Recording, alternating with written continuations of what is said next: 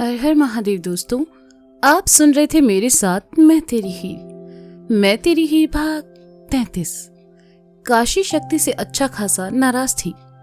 सगाई के बाद ये पहली बार था जब काशी शक्ति से इस तरह नाराज थी। 1 महीने बाद गौरी की सगाई मुन्ना के साथ यहाँ इंदौर में होने वाली थी, इसलिए काशी और गौरी दोनों सगाई की शॉपिंग करने मार्केट आए हुए थे। दोनों मार्केट में खरीदारी कर रही थी। गौरी ने सगाई और उससे पहले पहनने के लिए कुछ कपड़े लिए और बैग काशी को थमा दिए। अरे ये क्या, सब बैग्स हमें क्यों दे दिए? काशी ने बैग उठाए गौरी के पीछे आते हुए कहा।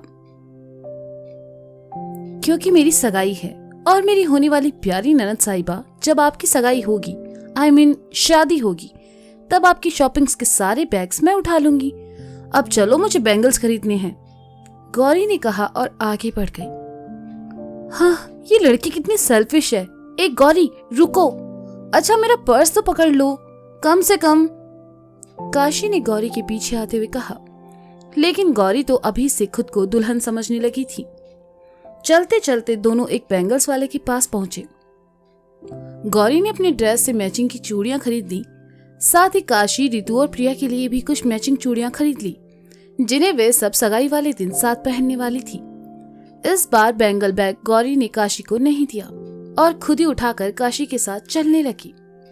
चलते चलते काशी ने कहा, थैंक गॉड ये तो तुमने ले लिया, वरना ये बैग उठाते उठाते तो हमारी जान ही निकल जाती। ऐसे कैसे जान निकल जाती? चलो थोड़ी देर में तुम्हें गोलगप्पे खिलाती हूँ, लेकिन ज्वेलरी खरीदने के बाद, ठीक है? गौरी ने कहा और काशी का हाथ पकड़कर उसे ज्वेलरी शॉप की तरफ ले गई। गौरी, क्या तुम हमें एक बात बताओगी? तुम अभी से ये सब शॉपिंग क्यों कर रही हो? सगाई तो 1 महीने बाद होने वाली है ना? काशी ने सवाल किया। गौरी रुकी और काशी की तरफ पलटकर कहा, ओफो काशी, 1 महीने में क्या क्या करूंगी?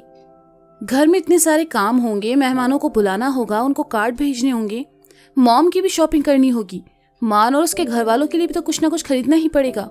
अब ये बताओ, ये सब में मैं अपनी शॉपिंग कब करूंगी?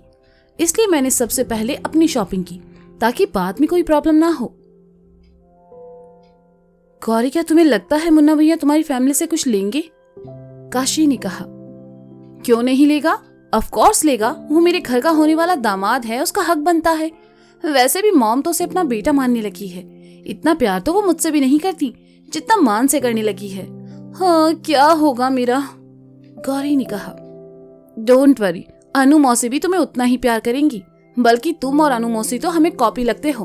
आई एम डैम श्योर हमारी उम्र में अनु मौसी भी तुम्हारी तरह ही रही होंगी, और हमें विश्वास है वे तुम्हें मुन्ना भैया से ज्यादा प्यार करेंगी। अब चलो जल्दी शॉपिंग खत्म करो, हमें बहुत भूख लगी है, काशी ने बच्चों की तरह मचलते हुए कहा। हाँ हाँ चलो, तुम ही ने मुझे बातों में लगा लिया था, गौरी ने कहा और काशी के साथ शोरूम में चली आई। काशी ने सारे बैग रखे और कहा, तुम देखो, तब तक हम वॉशरूम होकर आते हैं। हाँ ठीक है, गौरी ने कहा। गौरी ज्वेलरी देख रही थी कि तभी काशी का फोन बजा। गौरी ने फोन उठाया और कान से लगा लिया। काशी, क्या हुआ है तुम्हें? तुम हमारा फोन क्यों नहीं उठा रही हो? दूसरी तरफ से शक्ति की आवाज उभरी। हे शक्ति, मैं काशी नहीं गौरी बोल रही हूँ, गौरी ने शक्ति की गलतफहमी दूर करते हुए कहा। ओह हाय गौरी, काशी कहाँ है? शक्ति ने पूछा। वो वॉशरूम गई है, गौरी ने कहा। वॉशरूम? तुम दोनों घर से बाहर हो क्या? शक्ति ने अंदाजा लगाया। हाँ, वो 1 महीने बाद मेरी और मान की सगाई है ना, इसलिए हम लोग शॉपिंग करने चले आए, गौरी ने चहकते हुए कहा। कांग्रेचुलेशन, वैसे तुम दोनों अभी कहाँ हो, हमें बताओगी? शक्ति ने पूछा।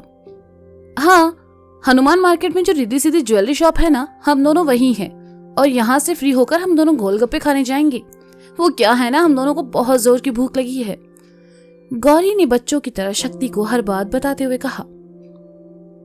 ठीक है, हम रखते हैं, कहकर शक्ति ने फोन काट दिया और गौरी की बात पर मुस्कुरा उठा।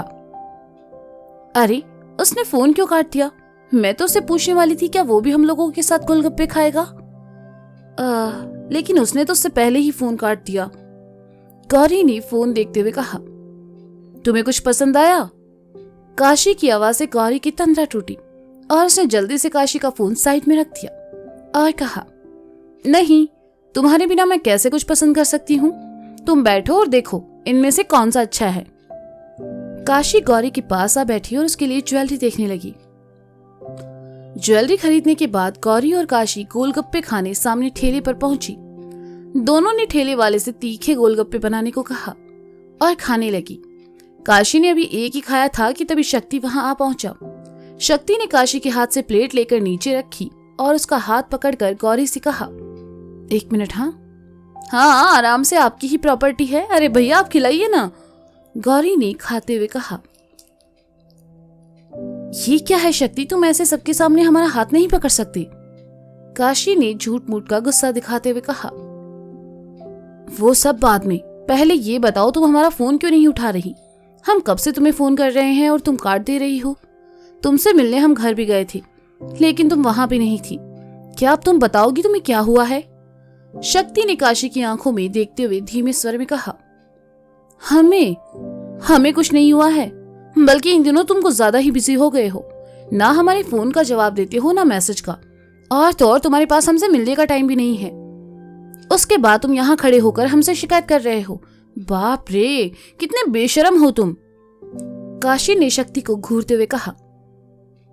शक्ति ने देखा आसपास के लोग उन दोनों को ही देख रहे हैं, तो शक्ति ने काशी से सीधा सवाल कर लिया, विश्वासघर कौन है। शक्ति के मुंह से विश्वास का नाम सुनकर काशी को मन ही मन अजीब लगा, लेकिन वो शक्ति से गुस्सा थी इसलिए कहा, पुलिस वाले हो ना तुम, तो खुद पता लगा लो। कहकर काशी ने शक्ति को साइड किया और बगल से गुजरते ऑटो को रुकवाकर उसमें आ बैठी। गौरी भी दूसरी तरफ से काशी के बगल में आ बैठी तो काशी ने ऑटो वाले से चलने को कहा। काशी, हमारी बात सुनो, शक्ति ने काशी के पास आकर कहा। वो क्या है ना शक्ति, अभी हम बहुत बिजी हैं, चलो भैया, काशी ने शक्ति की ओर देखकर कहा। ऑटो वाला आगे बढ़ गया। शक्ति वहीं खड़ा रहा और जाते हुए ऑटो को देखता रहा। वह समझ नहीं पा रहा था कि काशी ऐसा क्यों कर रही है। जाते हुए ऑटो से काशी ने झांककर बाहर देखा और शक्ति को देखकर अपना हाथ हिलाते हुए कहा, बाय। शक्ति ने कुछ नहीं कहा, बस मुस्कुराकर अपना हाथ हिला दिया। वह कुछ समझ पाता इससे पहले ही काशी वहां से चली गई। शक्ति को समझ आ गया कि काशी सिर्फ उसे परेशान कर रही थी। बनारस मुरारी का घर। मुन्ना नहाकर नीचे आया। मुन्ना को किसी काम से बाहर जाना था। वह जैसे ही जाने लगा, अनु ने उसे आवाज दी। हाँ माँ, मुन्ना ने अनु के सामने आकर कहा। मुन्ना, 1 महीने बाद तुम्हारी और गौरी की सगाई है। सगाई में गौरी के लिए कुछ गहने बनवाने हैं, तो तुम मेरे साथ मार्केट चलो, अनु ने कहा। मुन्ना जैसे इन सब कामों में कोई रुचि नहीं थी, उसने कहा, माँ आप और पापा चले जाइए ना, और हम जाकर क्या करेंगे, आपको जो ठीक लगे वो ले आइएगा। मुन्ना, तुम्हें इतना सीधा भी नहीं होना चाहिए। मैं जो गहने लूंगी उन्हें तुम्हारी होने वाली पत्नी पहनने वाली है। अब वो गहने तुम्हारी पसंद के होंगे तो गौरी को ज्यादा अच्छा लगेगा। चलो अब बहाने मत बनाओ और मेरे साथ चलो, अनु ने कहा। आप पापा के साथ भी जा सकती हैं ना माँ, और गौरी को सब पसंद आ जाता है, उसकी परवाह मत कीजिए आप, मुन्ना ने कहा। तुम्हारे पापा को बाहर जाने की फुर्सत कहाँ है। मैंने आज सुबह ही उनसे कहा तो उन्होंने कहा कि उन्हें शिवम जीजू के साथ बनारस से बाहर जाना है, फैक्ट्री के काम से।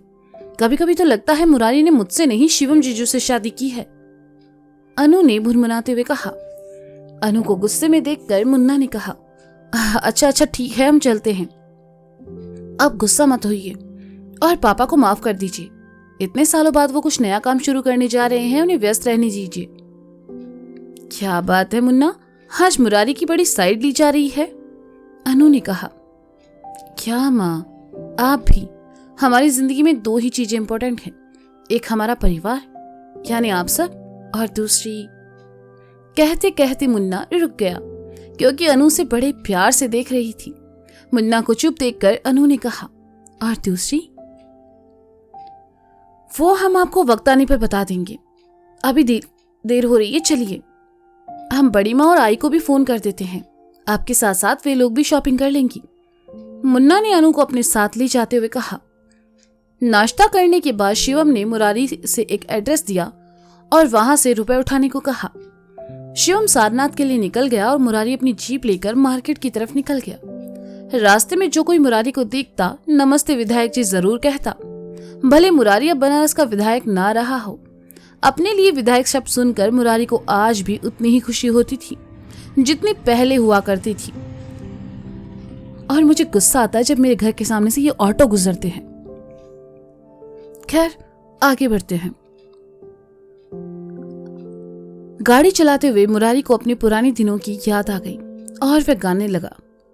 कवना कलेजिया में पढ़ेलू अंग्रेजिया छाटेला, हमसे रूस नाए करेजा एक करेजवा फाटेला। ये एक भोजपुरी संगीत था जिसे मुरारी बहुत ही प्यार से गा रहा था, लेकिन गाया किसके लिए जा रहा था ये तो अब हमारे मुरारी भैया ही जानते थे। मुरारी अपनी जीप लेकर घाट की तरफ से निकला कि सड़क किनारे खड़ी उर्वशी पर उसकी नजर पड़ी। मुरारी ने जीप साइड में लगा ली। उर्वशी ने मुरारी को देखा तो आंखों में चमक और होंठों पर बड़ी सी मुस्कुराहट तैर गई। वह मुरारी की गाड़ी की तरफ आई और कहा, अरे आप यहाँ? आप मार्केट की तरफ जा रहे हैं क्या? हाँ, जा तो उसी तरफ रहे हैं, आपको कहीं छोड़ दें? मुरारी के मुंह से निकला। हाँ बिल्कुल, वैसे भी यहाँ के मार्केट की ज्यादा जानकारी नहीं है। आप साथ चलेंगी तो थोड़ी मदद हो जाएगी, आपको थैंक यू कहने का मौका भी मिल जाएगा। उर्वशी ने मुरारी के बगल में बैठते हुए कहा। ये वही सीट थी जिस पर मुन्ना ने एक रोज उर्वशी को बैठने से मना किया था, क्योंकि ये सीट उसकी माँ के लिए थी। मुरारी ने जीप आगे बढ़ाते हुए कहा, थैंक यू कहें? थैंक यू नहीं, थैंक यू। आपने मेरी इतनी मदद की है, एक थैंक यू तो बनता है ना। Thank you so much. आप नहीं होते तो आज पता नहीं मैं कहाँ होती। उर्वशी ने अपने पल्लू से खुद को हवा करते हुए कहा। मुरारी ने सुना तो कुछ कहने के लिए उर्वशी की तरफ देखा, लेकिन उसे पल्लू से हवा करते देखकर मुरारी ने वापस गर्दन घुमा ली, क्योंकि ऐसा करते हुए उर्वशी का पल्लू थोड़ा इधर उधर हो गया था। बस यहीं रोक दीजिए, मुझे यहाँ से कुछ गहने लेने हैं अपने लिए, उर्वशी ने कहा तो मुरारी ने जीप साइड में रोक दी। उर्वशी जीप से उतरी और कहा, आप अंदर नहीं आएंगे? उर्वशी ने इतनी अदा के साथ कहा कि मुरारी उसे ना नहीं बोल पाया और उर्वशी के मोह में उसके पीछे पीछे चल पड़ा। मुरारी को देखते ही शोरूम के ऑनर ने उसे नमस्ते की तो मुरारी ने कहा, जो बनारस में मेहमान हैं, इनको जो चाहिए वो दिखाइए, बढ़िया में। जी मुरारी भैया, आपके लिए कुछ मंगवाएं? कुछ चाय, कॉफी, ठंडा? ऑनर ने पूछा। अरे नहीं, सबकी जरूरत ना है, आप उनको अटेंड कीजिए, हम तब तक अपने लिए कुछ देख लेते हैं। कहते हुए मुरारी शोरूम की दूसरी तरफ चला गया। मुन्ना ने सारिका को फोन कर दिया और आई के साथ मार्केट में मिलने को कहा। सारिका और आई पहले से मार्केट थी। उन्होंने मुन्ना को एड्रेस मैसेज कर दिया और आने को कहा। सारिका खुश थी कि मुन्ना की सगाई की खरीदारी अब सब साथ में करेंगे। मुन्ना अपनी बाइक से अनु को लेकर मार्केट पहुंचा। गलियों से होते हुए मुन्ना चला जा रहा था। अब इसे इत्तेफाक कहें या मुरारी की बुरी किस्मत, अनु और मुन्ना भी उसी मार्केट में थे जिसमें मुरारी आया था। शोरूम में घूमते हुए मुरारी की नजर डायमंड के एक नेकलेस पर पड़ी, जिसे देखकर मुरारी ने मन ही मन कहा, बहुत दिन से अनु को कुछ तोहफा नहीं दिए हैं। विदाई की छोड़ने के बाद से तो कबो एक फूल ले जाकर नहीं दिए उनको, कहीं वो हमको फक्कड़ ही ना समझ ले। जो शीशे में रखा डायमंड सेट तो बहुत ही बढ़िया लग रहा है, जे ही दे देगा अनु को, वो देखेगी तो खुश हो जाएगी और ये लगेगा भी बढ़िया उनके ऊपर। एक काम करते हैं, पैक करवा लेते हैं। मुरारी जी जरा सुनिए। उर्वशी की आवाज से मुरारी की तंद्रा टूटी। मुरारी उर्वशी की तरफ आया और कहा, हाँ कहिए, क्या हुआ? कुछ पसंद आया? ये पसंद आया, क्या आप ये मुझे पहना देंगे प्लीज? उर्वशी ने हार मुरारी की तरफ बढ़ाकर कहा। ये वैसा ही हार था जो कुछ देर पहले मुरारी ने अनु के लिए पसंद किया था। मुरारी ने हार लिया और उर्वशी को पहनाने लगा, लेकिन बेचारे की बुरी किस्मत, बुरी क्या, बहुत बुरी किस्मत। उसी वक्त अनु किसी काम से उस शोरूम में आई और जैसे ही उसने मुरारी को उर्वशी के गले में हार पहनाते हुए देखा, गुस्से से उसका चेहरा लाल हो गया और उसने कहा, तो ये है तुम्हारी सारनाथ की फैक्ट्री?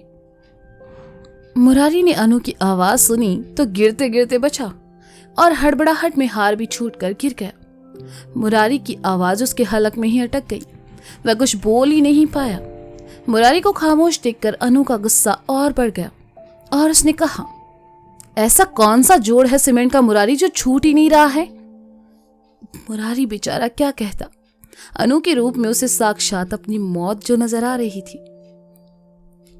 तो दोस्तों ये था मैं तेरी हीर भाग 33। इसका अगला भाग आप जल्द ही सुनेंगे मेरे साथ। अब तक के लिए शुक्रिया। Bye bye. अपना ख्याल रखिए और हाँ, सुनते रहें मैं तेरी हीर मेरे साथ। Bye bye.